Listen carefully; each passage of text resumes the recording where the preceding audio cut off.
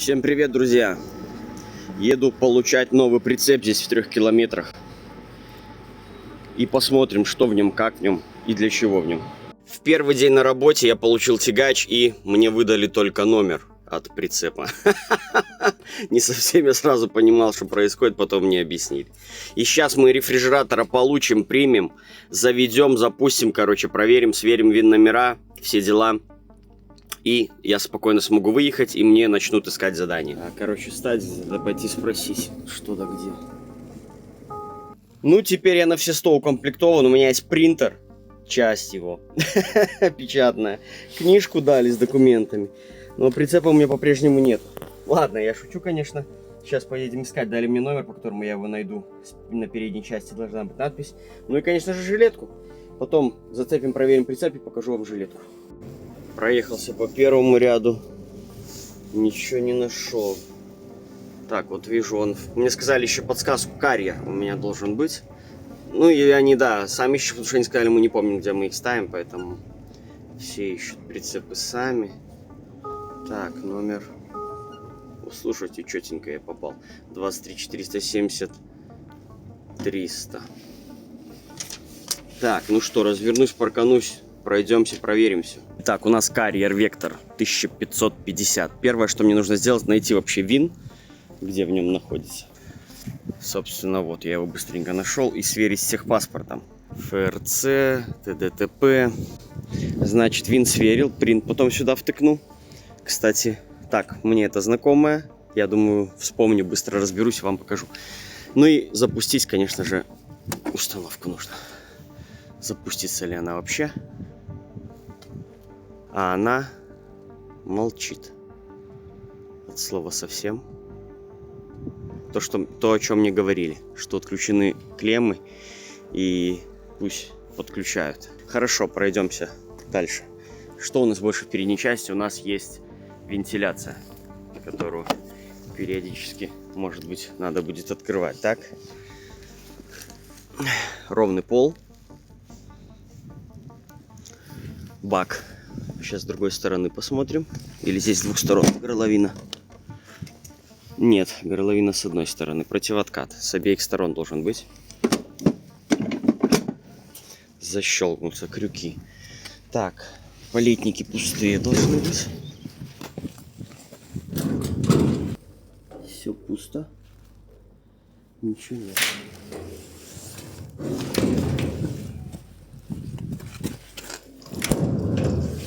Колеса Bridgestone родной стоит. Такой протектор. В задней части у нас нет запасок. И получается у нас неподъемный. А нет. Проверить потом еще, чтобы у нас ось поднималась вообще, кстати. Я не обратил на это внимание. Да. Ось у нас подъемная. Хорошо. Ящик точно так же должен быть пустым. Вряд ли мне сюда что-то положили. Все, с полочкой здесь отдельной.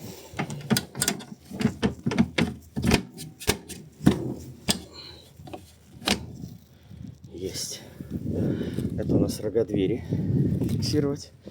Задняя часть. Установлены новые фонари. Ледовские, да? Лестница. Также проверить, чтобы выдвигалась. Есть.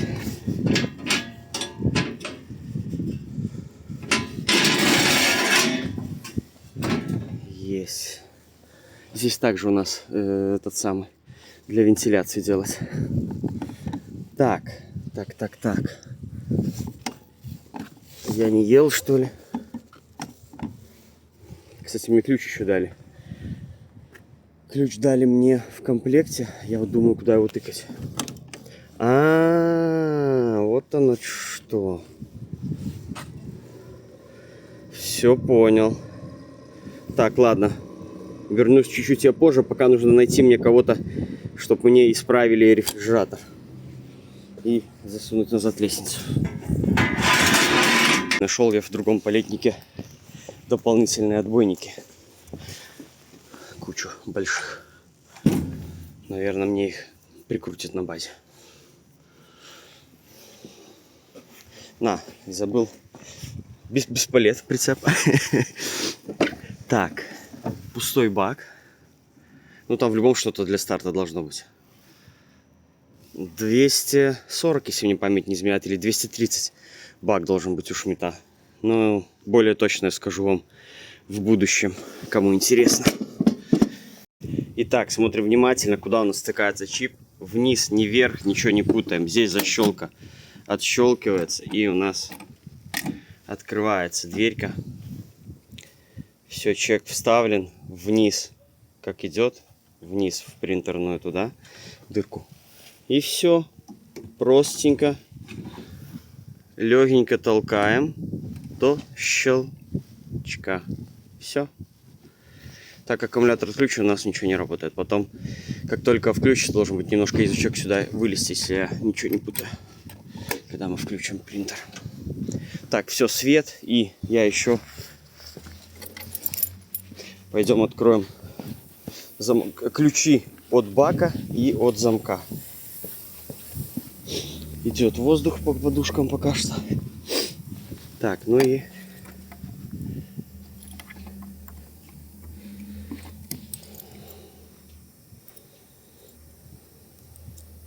Или это все-таки? Нет, это маленький. А не большой. Большой тогда для чего? Для замка, для бака. Так, мне нужны две руки. Очень легко открылись двери. Собственно, что мне здесь проверить? Целостность кишки.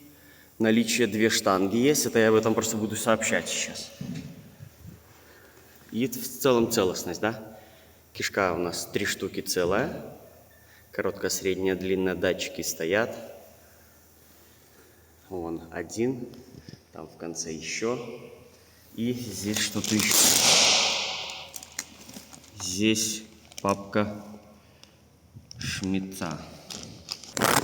Базовые, наверное, какие-то еще, да, еще документы. Дополнительно к тому, что у меня уже есть. Я пока это оставляю все здесь, потому что плана у меня нет. Ну все. Свет, кстати, я так и не понял, где включается. Вот что. Свет, свет, свет. А где включить свет? Кто подскажет? Свет, свет, свет, свет. Где же включается свет?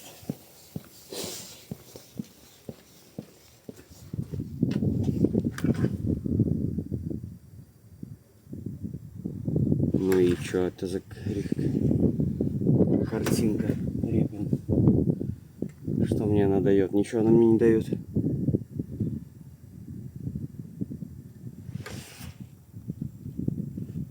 А, вы поняли?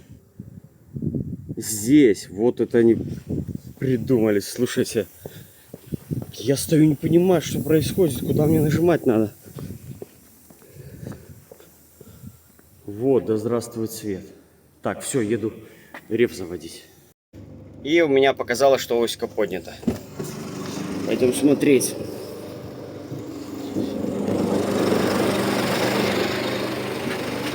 Все исправно. Заработал.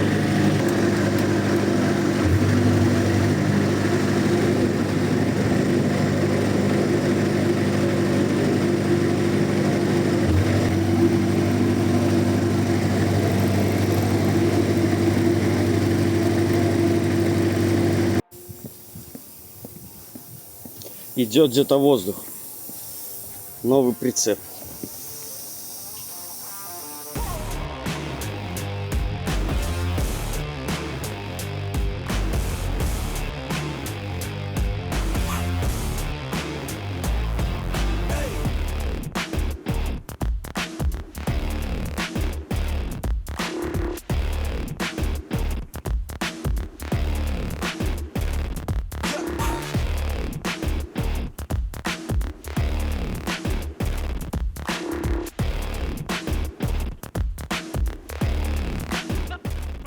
Вот что значит приехал в Швецию в апреле. Фигачит снег в порту. Что ж, интересно, посмотрим, что у нас будет дальше.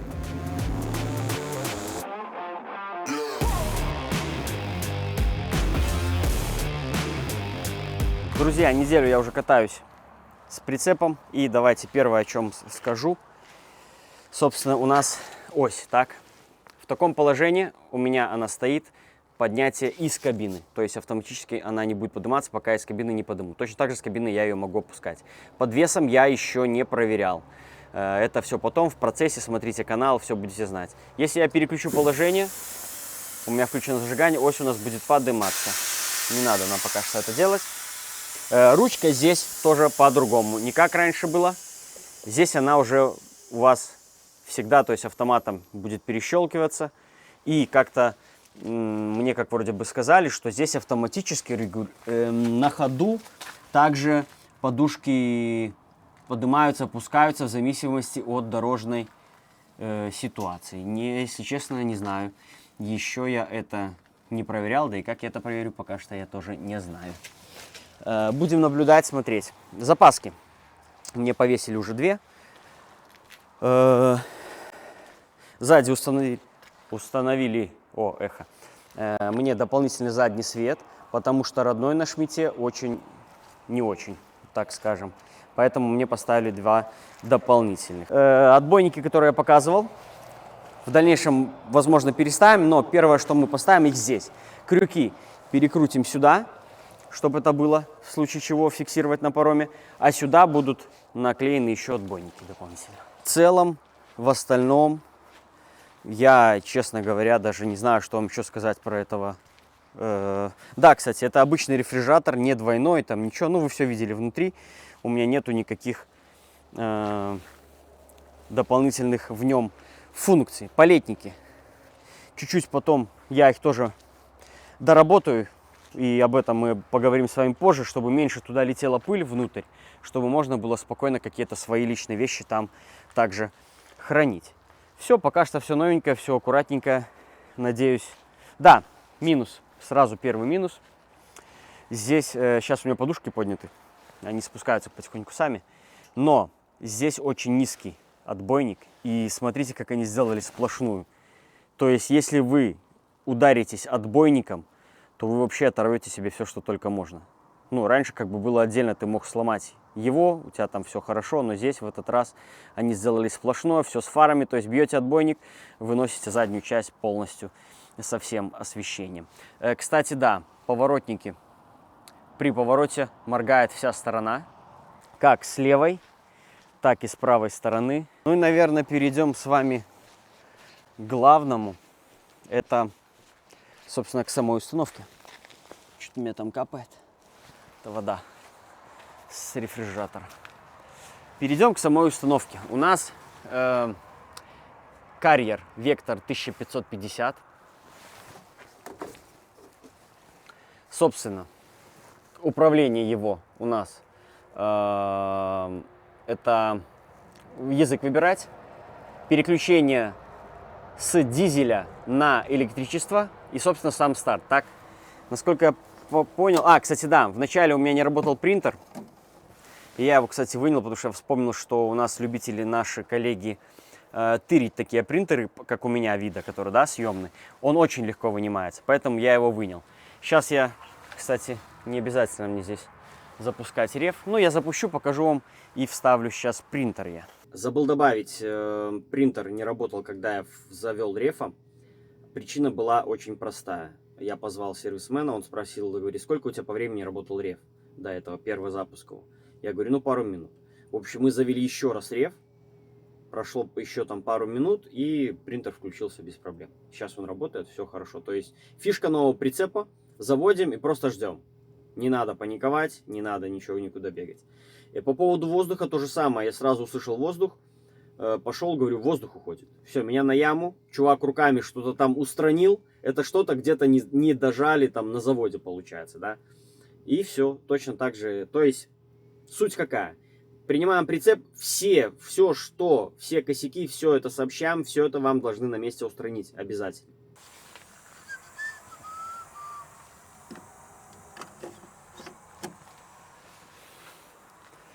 Так, давайте запустим.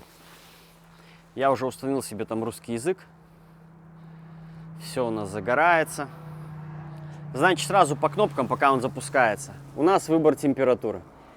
Вниз-вверх нажимаем, выбираем, какая температура надо, фиксируем равно. Если мы не нажмем равно, у нас ничего не произойдет. Кстати, сейчас у меня, я вез минус, поэтому мне нужно температура. Давайте максимальную посмотрим, докуда минус идет.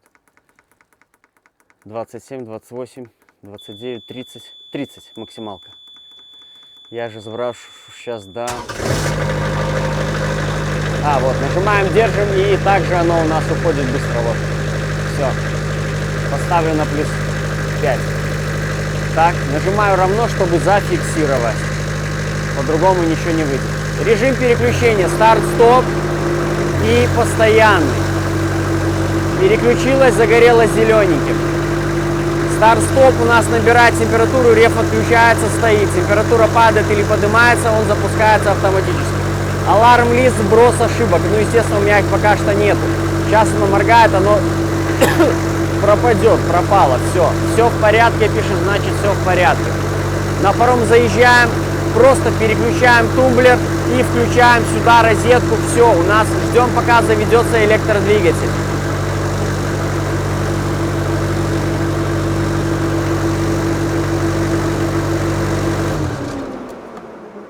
Все, здесь с этим все понятно. Принтер. Здесь, кстати, по-русски вот написано. Для получения распечатки жмите несколько раз синюю клавишу. Нажимаем несколько раз. Historical ticket. Так, 7.04, еще 6 выбор. 7 или 6. Зеленый нажимаем. 24 часа, окей, нажимаем, ждем. Все, вам тут все пишет, как бы тоже. Хоть небольшой дисплей. У меня здесь на польском, кстати. Менюшка как-то я забыл, если честно, поэтому буду вспоминать. Все, пошла у нас распечатка. Вон сенсор 1, сенсор 2. И это за сутки аж распечатку я взял, если вас такую просят. Чтобы нажать стоп, наверное, мы нажмем красную, нет? Да. Опа. Все, то есть зачем она мне надо? Вам на целые сутки будет вылазить распечатка. Здесь мы можем выбирать. Historical ticket, да? Купон доставы актуальный варт. Ой. Еще раз. Купон доставы. Давай, ждем. Ничего не делаем, просто ждем. Ах ты ж собака.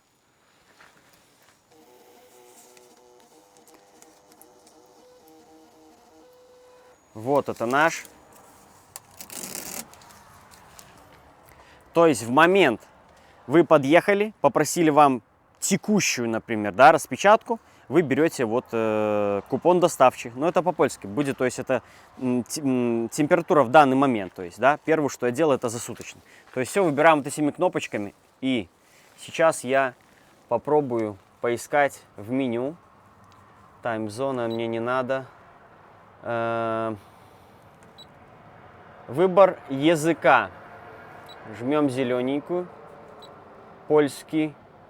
Какой-то хорватский, шпрыцкий, английский, инглиш, Голландия, немцы, Франция, Португалия, Италия, Испания, шведский. Русского, кстати, может быть и не быть. Сейчас мы дойдем. Хотя нет, он должен быть, я думаю. А нет, кстати, его нет. Поэтому выбирайте, какой вам надо. Я оставлю, наверное, польский. У кого есть русский, вам повезло. Польский. Спрячь язык. Сыпрский. Вот это что за прский? Не знаю. Короче, ладно. Все, я сохранил. Меню, выход. Все. Вот у нас пишет, то есть, печать. Это у нас компьютер 1, компьютер 2. Не знаю, если честно, что это. Ошибки тоже, наверное, да, какие-то. В случае чего. Или что это? Аларм. Так, выйти. Выйти. Все. И у нас как бы пишет, что у нас по факту тоже здесь информация. Есть время, дата, сенсор 1, температура. Все, забираю я с собой обратно.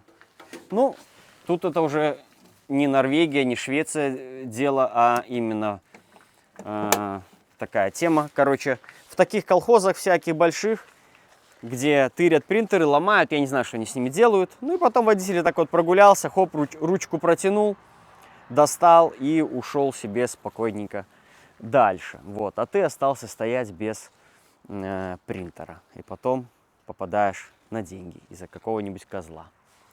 Да, снег тает у нас. Здесь, в этой части Швеции, я нахожусь в районе Хапаранды.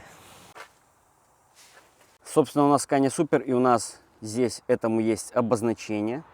Также у нас есть обозначение, когда мы открываем дверьку с помощью, как ее правильно назвать, голограммы, да? Кстати, где она вообще установлена? Я всегда хотел посмотреть это. Кто видит лампочку? Я не вижу. А, вот она. Точняк. У нас Scania Super 500-я. Установлены проблесковые маячки и 4 дополнительных фары. Также в заводской установке у нас полное освещение Scania идет как положено. Для чего, кстати, вы спросите, устанавливают проблесковые маячки в тягачах?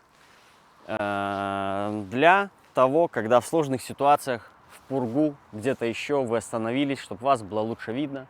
Где-то вы выгружаетесь на дороге какой-нибудь, посреди, точнее, дороги, точно так же вы их можете использовать. Ну, конечно же, в обычном движении вы их не можете использовать. Ну, нету боковых спойлеров, баки выкрашены в черный, типа под Black Edition. Ленивец не с парка. Я так задрот стою, потому что здесь уклон идет на стояночке. И чтобы у меня был ровный спальник, я опустил передние подушки, и немножко мне пришлось поднять жопу.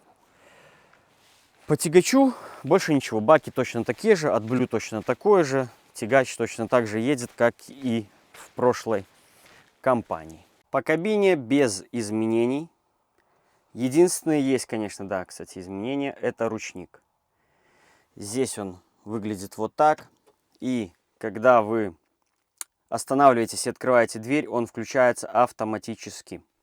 Также под низом кнопка автоматической помощи при спуске. Работает только когда у вас пристегнут ремень. Сиденье тканевое, как и были у меня. Значит, имеется у нас ДКВ-бокс, регистратор 70 May, который я свой показывал, столик. Так, столик здесь. Столик здесь в пути. Я его заказал. Цена вопроса вроде бы как 400 злотых, поэтому я себе его захотел. Его не было в комплектации. В целом больше, наверное, без изменений по кнопкам, по всем вопросам. Кстати, да, вот у меня здесь подъемная ось на прицепе, про то, что я вам говорил. И здесь все стандартно: свет, ленивцы, перекидка веса, погашение дисплея. Здесь дополнительный свет, который рекламка у нас. Также здесь дальний свет и проблесковые маячки. Электрический люк, считывание тахографа. Все, подушки. Управление подушками. Ну, здесь, ребята, повторяться не буду. Есть видео обзора Scania Super, когда я ее новую взял. Все было. Что еще мог... конечно же, как я мог забыть? Главное, что у меня есть, это есть у меня ящики вместо спальника. И это очень круто. Все вещи я разместил по всем полочкам, по всем ящикам. Ко всему к этому у меня теперь есть еще целый палетник. Холодильник, ящик, спальник, естественно, выдвижной, как положено. И, конечно же, крючки. Как же без крючков? Здесь у меня есть родные крючки. Никакие не навесные сюда, а родные, как они и должны быть. С двух сторон теперь я могу вешать куртки полностью спокойно.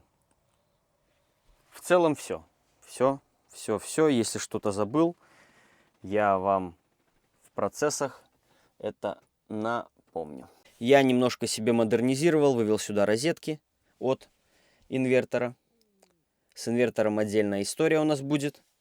Спасибо механику компании, который мне подключил провода, потому что сюда не было выведен под инвертор, поэтому все пришлось делать заново. Тут разбирается вся эта часть, и все тут устанавливается. Провода я пустил также от бокса и от, как он называется, регистратор под панель, и вывел их сюда, так, чтобы я их не видел, как бы.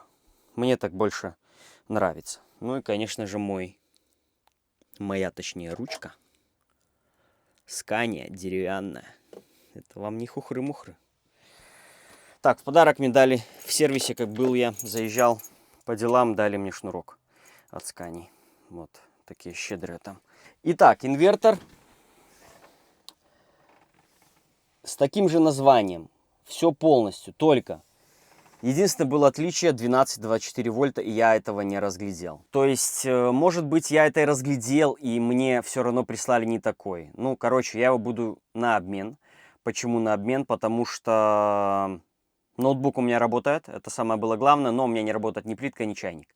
То есть при включении в розетку просто выбивает предохранитель. Поэтому я буду его менять. Там разница в 100 злотых идет этого инвертора. Кстати, почему конвертер? Именно конвертер, потому что по-польски это и называется конвертер. Ну, так переводит переводчик, кстати. И я, как искал его на сайте Медиаэксперта, то это был конвертер, он же преобразователь. Собственно, поэтому и конвертер. И плитка и чайник не работает. Поэтому буду менять его на 24 вольта. Просто это... На коробке написано 12-24. Мы открыли его, посмотрели, выходит херня какая-то.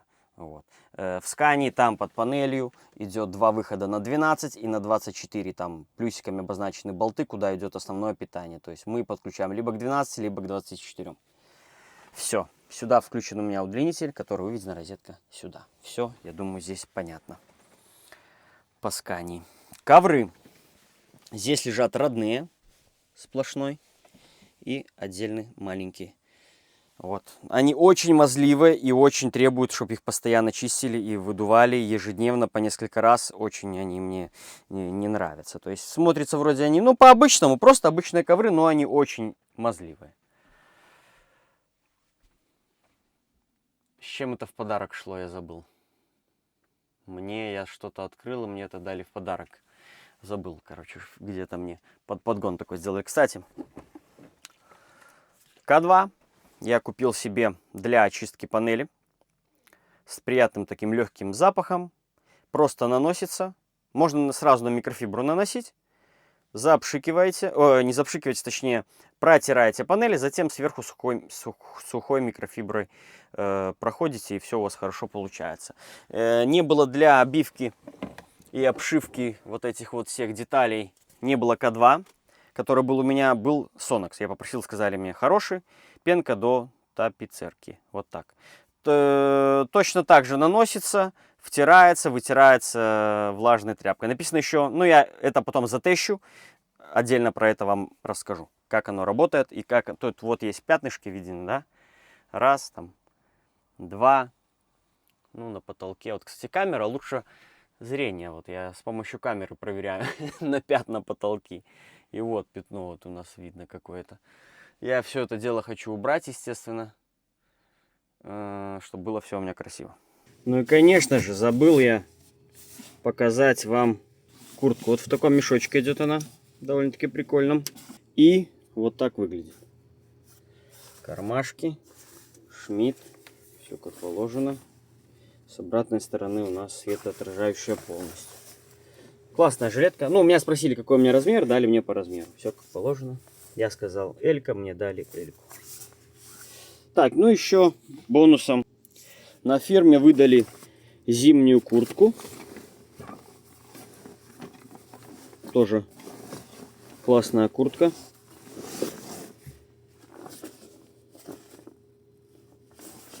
Теплая, со светоотражающими этими. Ну, это конкретная такая зима. Такие вот штанцы с карманцами. Сара Ворквер. Все тоже как положено.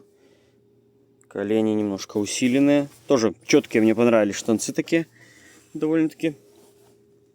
Не дешман. Вот что могу сказать. Хорошие штаны.